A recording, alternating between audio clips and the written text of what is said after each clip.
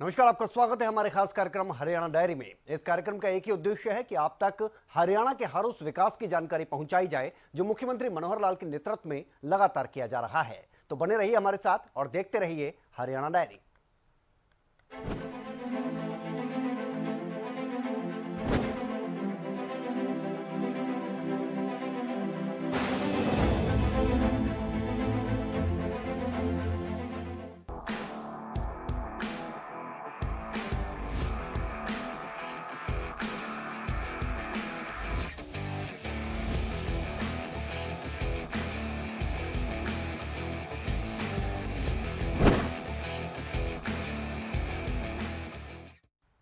तो चरखी दादरी में 39वीं हरियाणा पशुधन प्रदर्शनी 2023 के समापन के समारोह में मुख्यमंत्री मनोहर लाल ने मुख्य अतिथि के तौर पर शिरकत की।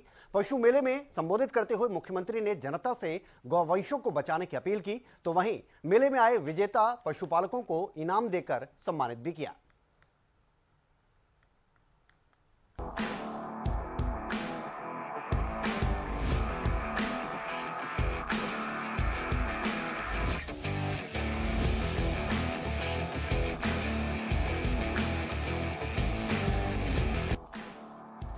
हरियाणा के सीएम मनोहर लाल चरखी दादरी में 39वीं हरियाणा पशुधन प्रदर्शनी 2023 के समापन समारोह में बतौर मुख्य अतिथि शिरकत करने पहुंचे थे।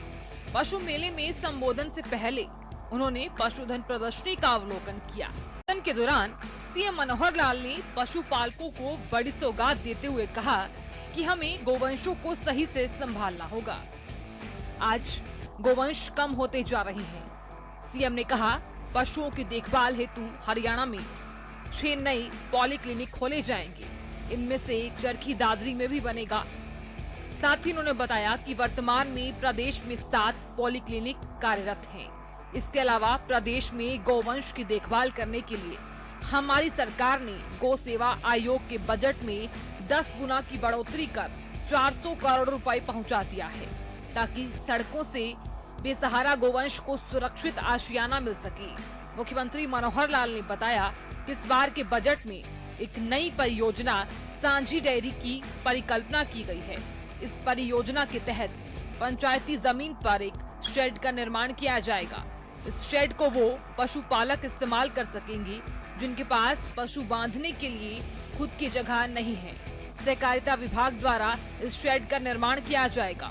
साथ ही उन्होंने बताया कि 1 अप्रैल 2023 से इस परियोजना की शुरुआत की जाएगी। ये बहुत ही एक सुंदर अवसर है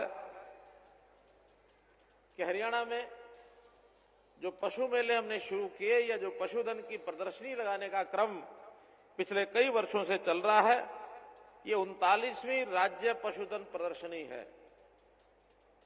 इस प्रदर्शनी में आकर और पशुपालकों के पशुधन को आज यहां देखकर मन अति प्रसन्न हुआ, क्योंकि मैं एक और बात मानता हूं। जैसा मैंने कहा, ये पशुधन, इसको केवल पशुधन न कहें, बल्कि ये सब हमारे किसानों के साथी हैं, हमारे परिवार के सदस्य हैं। पशु किसान का अपना सदस्य होता है, साथी होता है, तभी वो यहाँ करके मेले करता है। अगर केवल धन होता तो धन का प्रदर्शन तो कभी कोई करता ही नहीं है, बल्कि कोशिश होती है धन को उसी को ना बताया जाए, छुपा के ही रखा जाए। लेकिन ये हमारे परिवार के सदस्य हैं, एक से एक बढ़िया सदस्य। कौन ज्यादा दूध देने वाली गाय है, दूध देने वाली भैंस है, कौन बलशाली सांड है, कौन सा घोड़ा ताकतवर है, कौन सी भेड़ बकरी, उसकी अपनी विशेषता है। ऊंचे से ऊंचा बढ़िया खेल खेलता हुआ, खिलाता हुआ हमारा ऊंट है। ये हमारे पशुओं की विशेषता, जिसका प्रदर्शन हम करते हैं, ये वास्तव में ही हम सबको आनंद देता है। और जो किसान अपने इन पशुओं के प्रदर्शन को यहां दिखा करके अच्छा प्रदर्शन होने पर इनाम पाता है, उसका मन तो गदगद हो जाता है। भाइयों बहनों, इन पशुओं की महत्ता अपने देश में बहुत अधिक होती है। हमारा देश ऐसा है, इसमें पशुओं की पूजा होती है। दुनिया का कोई देश पशुओं की पूजा नहीं करता है। हमारे यहां तो देवी देवताओं के वाहन होते हैं। गाय को हमने मां माना है, माता का स्थान दिया है।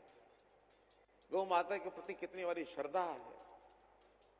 ये गौ हमारी आजीविका का साधन तो होता ही है, लेकिन इसके जो और उपयोग हैं, गौ को पवित्र मान करके घर में रखना, इसको पुण्य का काम माना गया है।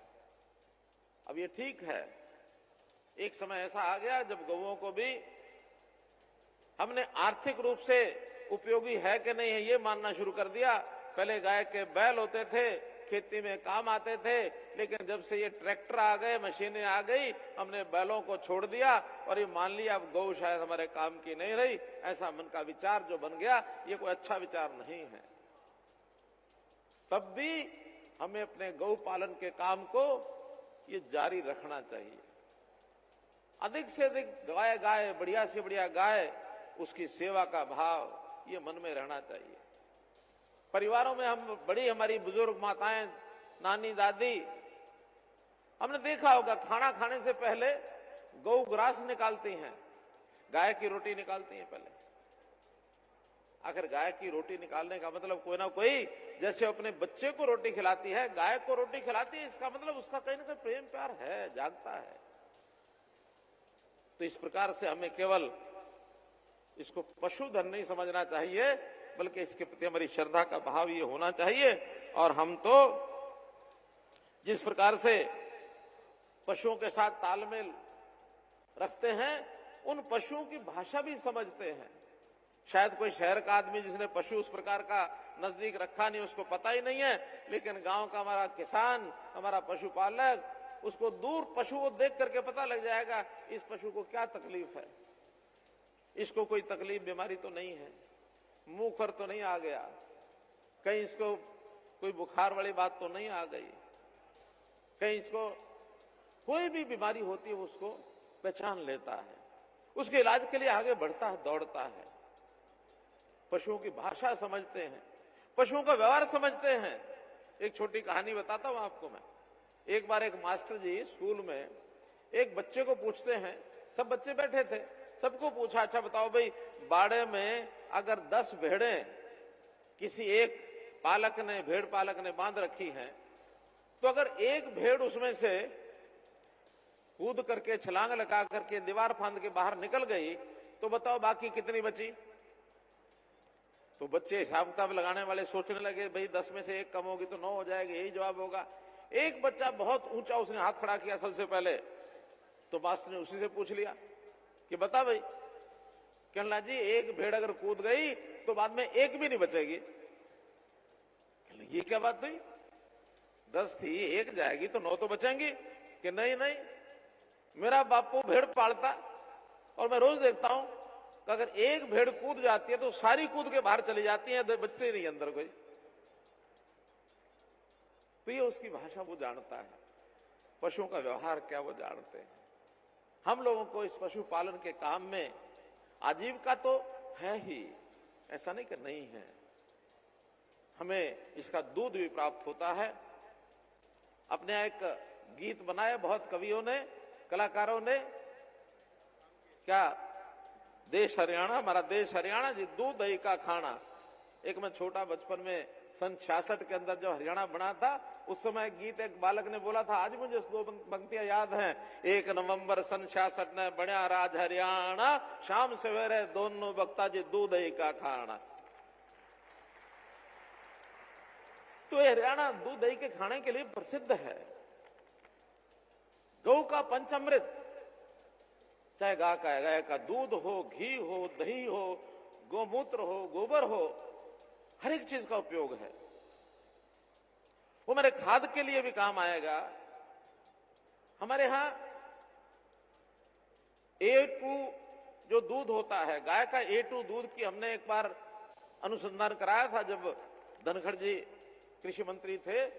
उसके लिए अलग से ऐसी देसी गाय जो A2 दूध देती है, उसका जब ब्रांडिंग की, प्रचलन किया तो उसकी मांग बहुत बढ़ गई। कहते हैं A2 का दूध अगर पिएंगे आंखों की रोशनी बढ़ेगी, कैंसर खत्म हो जाएगा, शरीर की 100 बीमारियां ठीक होती हैं। औषधि का काम करता है दूध। गोमूत्र से कितनी दवाइयां बनती हैं। आज विज्ञान ने भी सिद्ध कर दिया कि गोमूत्र दवाइयों के लिए बहुत उपयोगी है, आयुर्वेद दवाइयों के। गोबर तो एंटीबैक्टीरिया।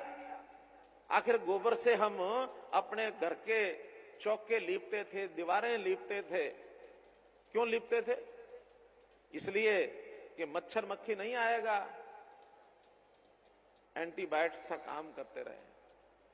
आजकल तो गमले बनने लगे, बर्तन बनने लगे, बहुत तरह की यानी पेस्ट बनने लग गई, पेंट बनने लग गए। गोमूत्र के माध्यम से बहुत चीजें, हमारे पंचकुला के अंदर एक अनुसंधान केंद्र खोला गया है पशुपालन का, उन्होंने ये सारा प्रयोग उसमें करना शुरू किया है। तो मेरा तो यही कहना है कि ऐसे अवसरों पर हमको अपने गोवंश को ठीक से संभालना है। आज गोवंश कम होता जा रहा है, इसकी सुरक्षा के लिए सरकार ने भी कानून बनाया है। गोवंश, गो संवर्धन, गो हत्या करेगा, गो रक्षा, गो संवर्धन के नाते एक्ट बनाकर जो गो हत्या करेगा उसके खिलाफ कार्रवाई 10 साल तक की सजा, ये हमने कानून बनाया है। ये कानून बनाया, लाखों रुपए जुर्माना करने का प्रावधान बनाया। अब गौ पालन के नाते से घरों में गौ पालनी थोड़ी कम हुई तो गौशालाओं का हमारे समाज में बड़ा प्रचलन है। हरियाणा में 632 गौशालाएं हैं इस समय, और उन गौशालाओं के संभाल के लिए हमने गौ सेवा आयोग बनाया हुआ है। शरण गर्ग जी इनको अध्यक्ष बनाया हुआ, उसका पूरी टीम है, सब जिलों में टीम है। एक बात ध्यान में आई कि बहुत से गौवंश के, चाहे वो बछड़े हैं चाहे वो गौएं हैं, उनको लोग छोड़ देते हैं, दूध नहीं देती तो छोड़ करके सड़कों पर जब आते हैं, बेसहारा गौवंश एक्सीडेंट करते हैं, पनिया खाते हैं। बड़ी कई बार दुविधा मन में होती थी कि इसका कैसे हल निकाला जाए। इस बार हमने बैठे टीम के रूप में बैठ करके विचार किया कि जो बेसहारा गौवंश सड़कों वाला है, इसको सबको गौशाला में लाएंगे, और जो 40 करोड़ रुपया बजट हमारा पिछले साल था, इस बार 40 का 80 नहीं, 120 नहीं, 160 नहीं, 400 करोड़ रुपया बजट हमने तय किया।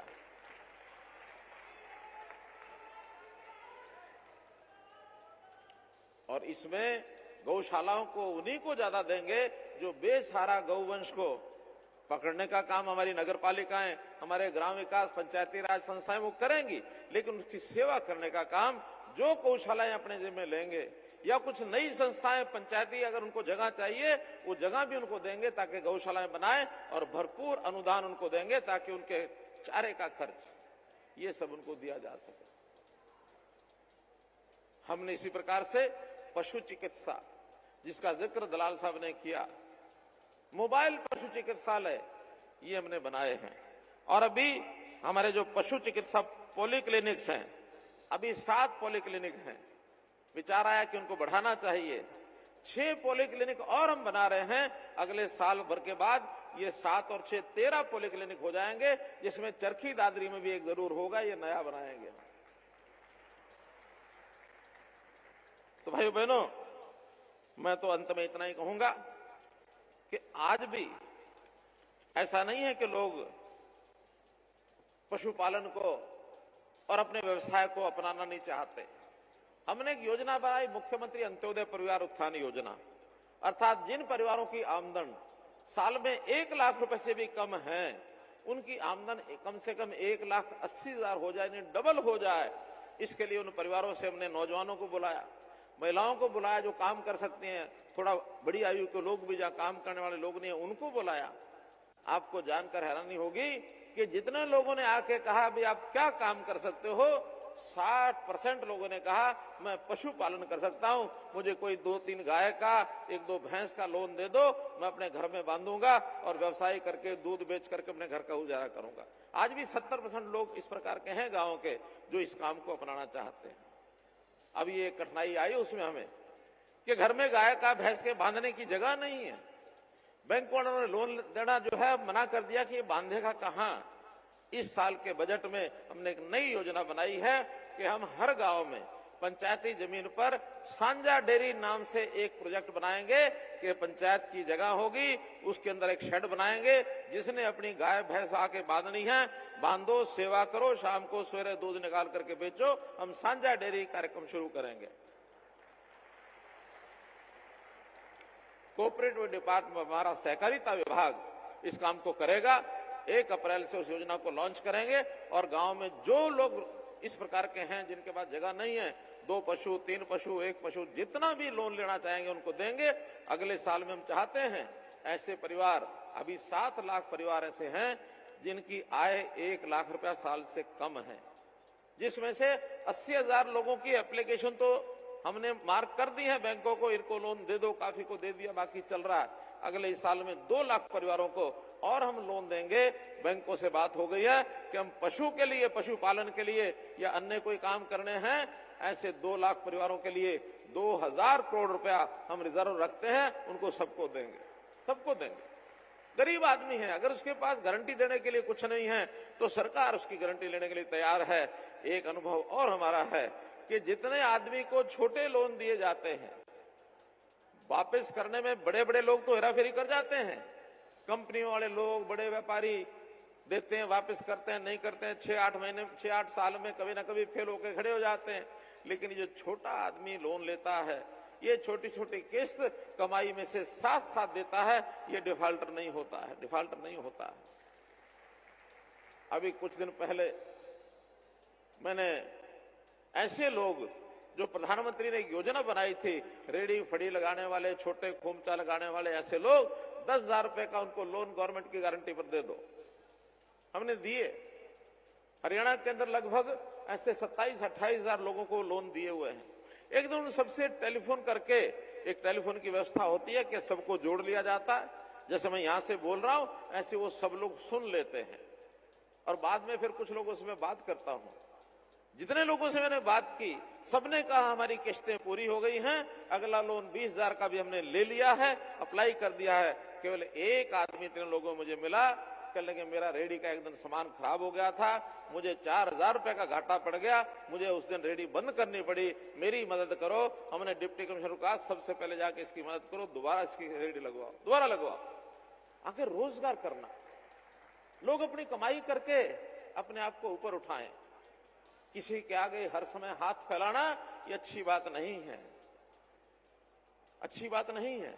हमारा हाथ सबका यूं रहे, अच्छी बात नहीं। हमारे जीवन में ऐसा समय आए जब ये हाथ यूं रहने के बजाय यूं हो जाए, किसी की मदद हम भी कर सकें, ये स्वभाव मन में चाहिए, स्वाभिमान ये जागना चाहिए। तो भाई बहनों, आप पशुपालन करो, आप कोई और व्यवसाय खेती से जुड़ा हुआ करो, खुम्बी का फार्म लगाओ, आप मधुमक्खी का फार्म लगाओ, आप फूलों की खेती करो, आप कोई फूड प्रोसेसिंग के छोटे मोटे धंधे में आ जाओ, आप एफपीओ बनाओ, आप खेती में जो हमारी प्राकृतिक खेती है उसको अगर धारण करो, पानी को बचाने के लिए माइक्रो इरिगेशन का उपयोग करो।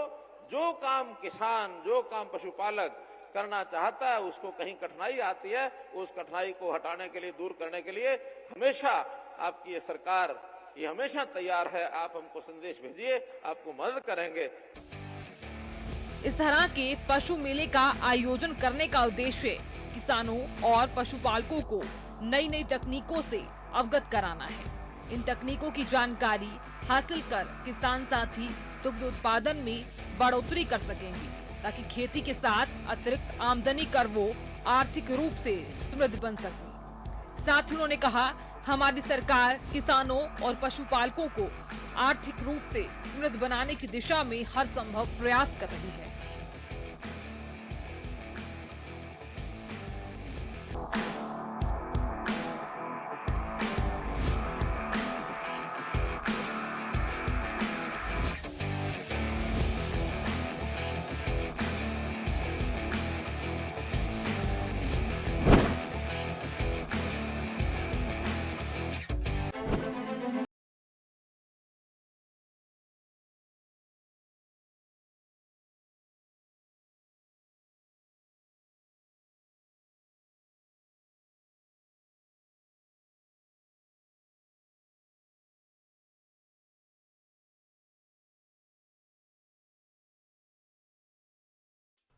और फरीदाबाद में हाल ही में हरियाणा के कैबिनेट मंत्री मूलचंद शर्मा ने बल्लभगढ़ में महाराणा प्रताप भवन के निर्माण कार्य के लिए 21 लाख रुपए देने की घोषणा की थी, जिसे लेकर राजपूत समाज ने कैबिनेट मंत्री मूलचंद शर्मा और सरकार का आभार व्यक्त किया है।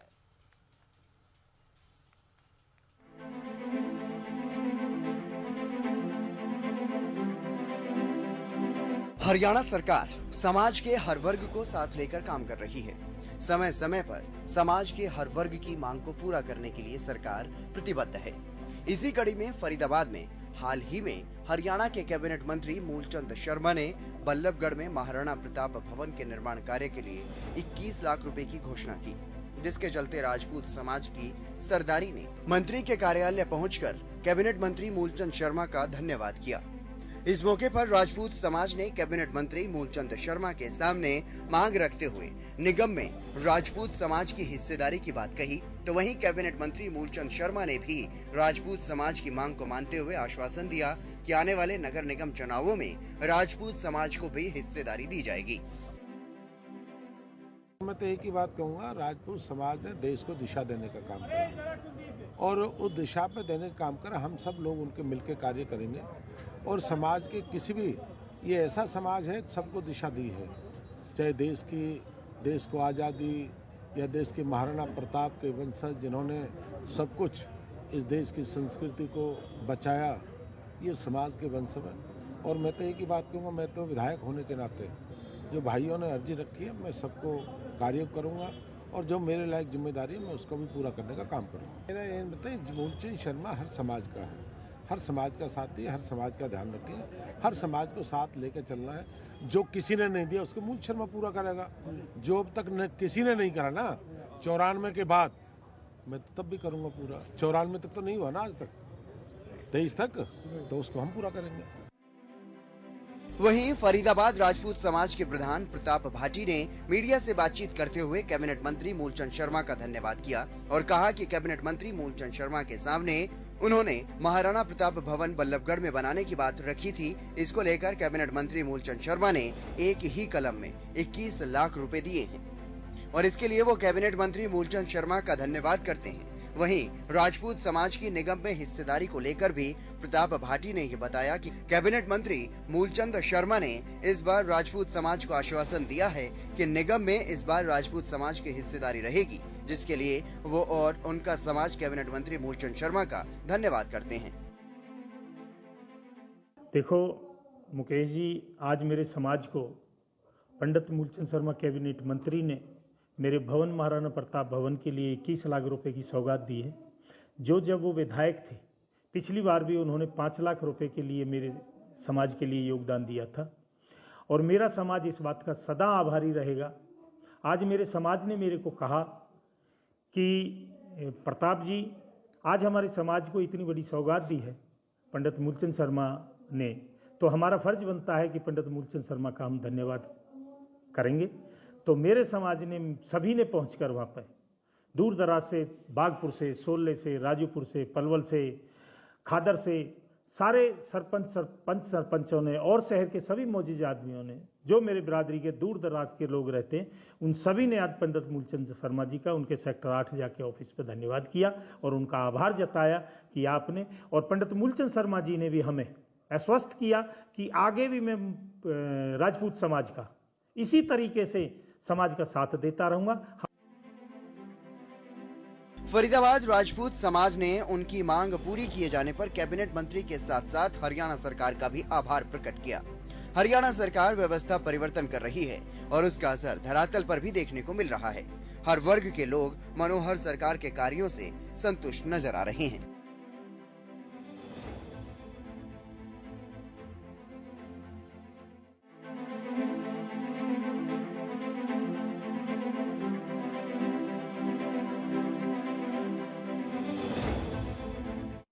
तो मुख्यमंत्री मनोहर लाल की कुशल नेतृत्व में हरियाणा प्रदेश लगातार विकास की ओर अग्रसर है। ऐसे में हर वर्ग सरकार के कार्यों से काफी संतुष्ट नजर आ रहा है।